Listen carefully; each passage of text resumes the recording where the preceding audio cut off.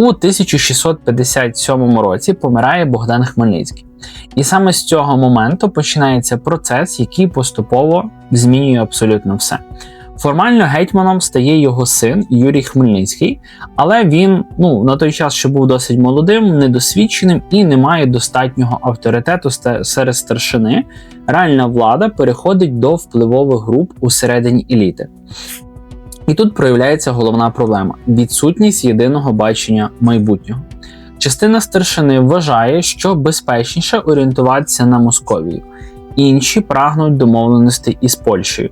Дехто шукає підтримки у Криму або Османській імперії. Кожен табір переконаний, що саме його шлях є правильним. Зовні це виглядає як політична дискусія, але поступово вона перетворюється на боротьбу за владу. На політичну арену виходить Іван Виговський, досвідчений дипломат і людина європейського рівня. Саме за нього укладається Гадяцький договір 1658 року, спроба створити федерацію, у якій Україна мала отримати статус окремого князівства. Це амбітний проєкт, який міг змінити баланс сил в нашому тогочасному регіоні. Але всередині країни рішення викликає спротив.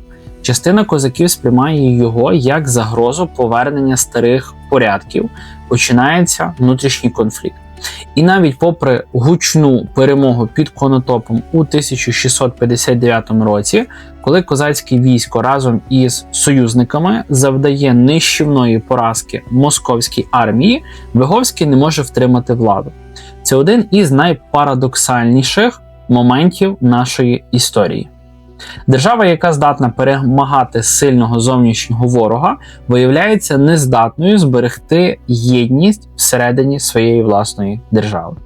Після цього починається період, який всі ми з вами знаємо, і, зокрема, історики його називають періодом руїною. Влада змінюється дуже і дуже швидко. Гетьмани приходять один за одним і йдуть також один за одним. Союзи укладаються і руйнуються. Країна поступово розділяється на лівобережжя і правобережжя, кожен з яких має власних лідерів і власну політичну логіку. На правобережжі з'являється Павло Тетеря, який орієнтується на Польщу. Правобережна Україна – це, давайте візьмемо Дніпро, сучасний Київ, тобто все, що орієнтується до Європи, оця частина Дніпра – це є правий берег, лівобережжя – це відповідність сучасні Сумщина, Чернігівщина, Харківщина, Полтавщина, Донбас – це є відповідність лівобережна Україна. Чому так склалося? Бо Дніпро бере свій початок відповідності з Білорусі, і відповідність тече, і таким чином, тобто завжди орієнтується по річці, тобто звідки бере початок на лівий і правий берег, тому лівобережжя, правобережжя. На лівобережжі з'являється Іван Брюховецький, який шукає підтримки Московії. Вперше виникає ситуація, коли одночасно існують різні гетьмани, що претендують на владу. Для сусідніх держав це ідеальна можливість втрутитися. Польща, Московія і Кримське ханство підтримують різні угрупування, посилюючи внутрішні конфлікти. Тобто Польща, вона правобережжя підтримує, Московія лівобережжя, Кримське ханство може і тих, кому вигідно, і це кожен тягне куди як вигідно в свої сторони, і свої власні інтереси переслідує. Українські землі стають ареною боротьби не лише власних еліт, а й, власне, великих держав. У цей хаос входить ще одна сильна постать – Петро Дорошенко. Він намагається відновити єдність країни, проводить активну дипломатію, шукає союзів, намагається зміцнити центральну владу. Але кожне його рішення викликає новий спротив. Союз із Османською імперією сприймається неоднозначно. Частина населення не підтримує новий курс, війни продовжують тривати. Території виснажуються настільки, що сучасники описують цілі регіони як майже безлюдні. Люди переселяються, рятуючись від постійних походів і постійних руйнувань. І саме в цей момент стає очевидним проблема не лише у зовнішньому тиску. Головна слабкість усередині системи. Козацька свобода, яка дала силу на початку, тепер заважає створити стабільний центр влади. Кожен сильний лідер має власну підтримку. кожен регіон звикає діяти самостійно, і кожна спроба централізації викликає опір. У результаті гетьмани витрачають сили не на будівництво держави, а на постійну боротьбу за владу. І поки триває ця боротьба, зовнішні держави поступово беруть контроль у свої руки. Андрусівське перемир'я 1667 року між Польщею і Московією закріплює поділ України по Дніпру, без участі самих українців. Це символічний момент, доля країни починає вирішуватися без неї. І хоча боротьба ще триватиме багато років, саме тоді стає зрозуміло, держава, яка мала всі шанси стати сильною, починає втрачати можливість самостійно визначати власне майбутнє. Після Андрусівського перемир'я ситуація на Україні не стала стабільнішою. І загалом спокій не появився, все воно крутиться, вертиться, і всі ці події вони дуже активно розвиваються. Навпаки, саме тоді остаточно закріплюється розділення країни на два політичні світи. Лівобережжя дедалі більше орієнтується на Московію, правобережжя залишається полем боротьби між Польщею, Османською імперією і місцевими гетьманами. Формально козацька держава ще існує, але її єдність уже зламана.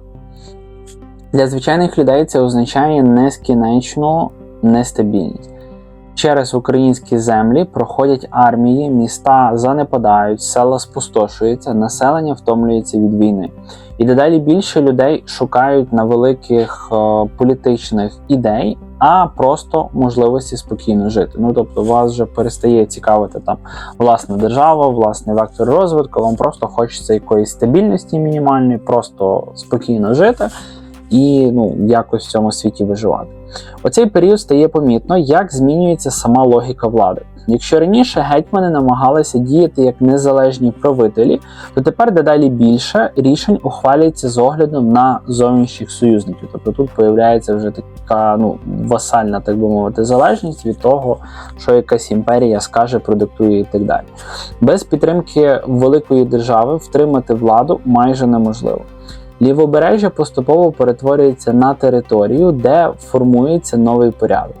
Тут з'являється прагнення до стабілізації. Після років хаосу старшина дедалі більше цінує передбачуваність, навіть якщо вона означає поступове обмеження їхньої автономії. На цьому тлі приходить до влади Дем'ян Многогрішний. Він намагається зміцнити гетьманську владу, відновити порядок і зменшити вплив внутрішніх конфліктів. Але система, яка вже звикла до боротьби груп впливу, швидко реагує. Старшина підозрює його у надмірних амбіціях, у результаті гетьмана усувають і відправляють у заслання. Це ще раз показує головну проблему цього часу. Навіть спроби стабілізації закінчуються політичним конфліктом. Наступним гетьманом стає Іван Самойлович. Його правління триває довше, ніж у багатьох його попередників, і саме за нього з'являється шанс на поступове відновлення керованості. Він зміцнює адміністрацію, намагається об'єднати українські землі, проводить військові кампанії, прагне посилити роль гетьманської влади. Але чим сильнішим стає гетьман, тим більше зростає напруга всередині старшини.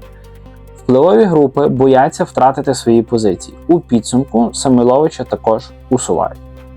Цей повторюваний сценарій виглядає майже символічно. Кожен гетьман, який намагається створити міцний центр влади, рано чи пізно стикається з опором тієї самої системи, яку він намагається зміцнити.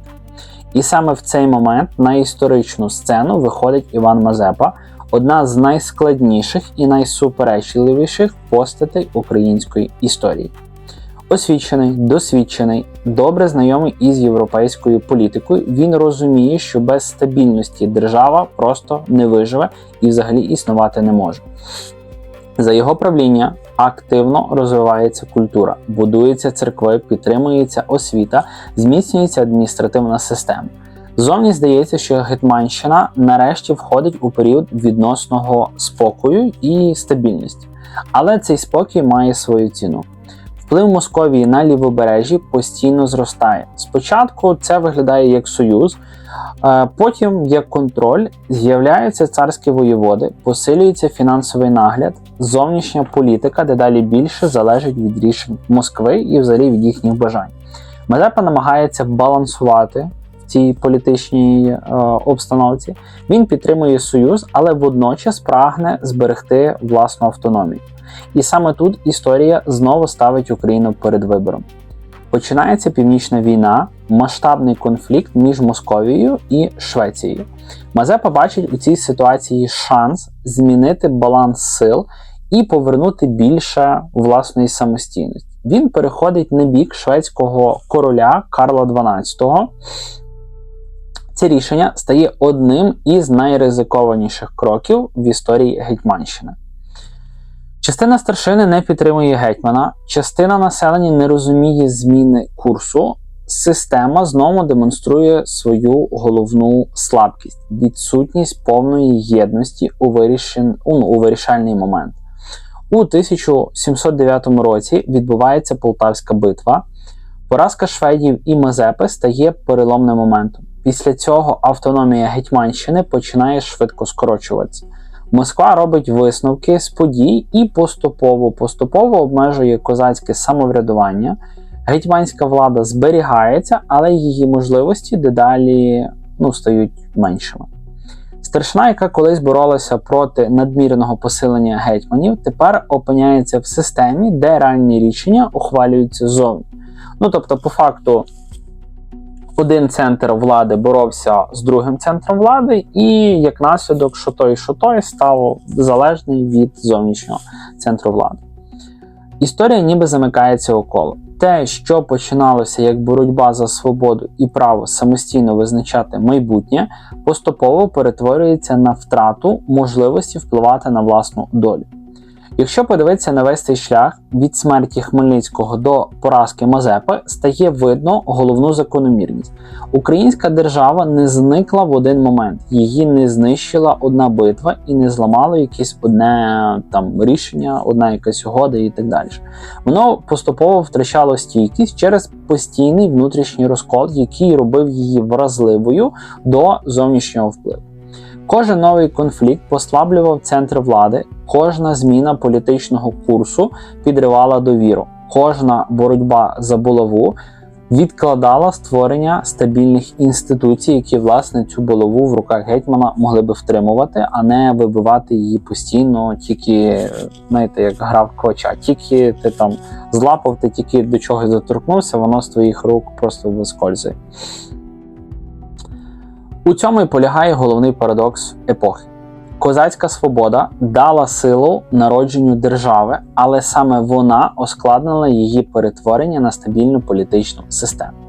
І коли настав момент великого випробування, внутрішня конструкція виявилася занадто крихкою, щоб витримати тиск великої європейської політики.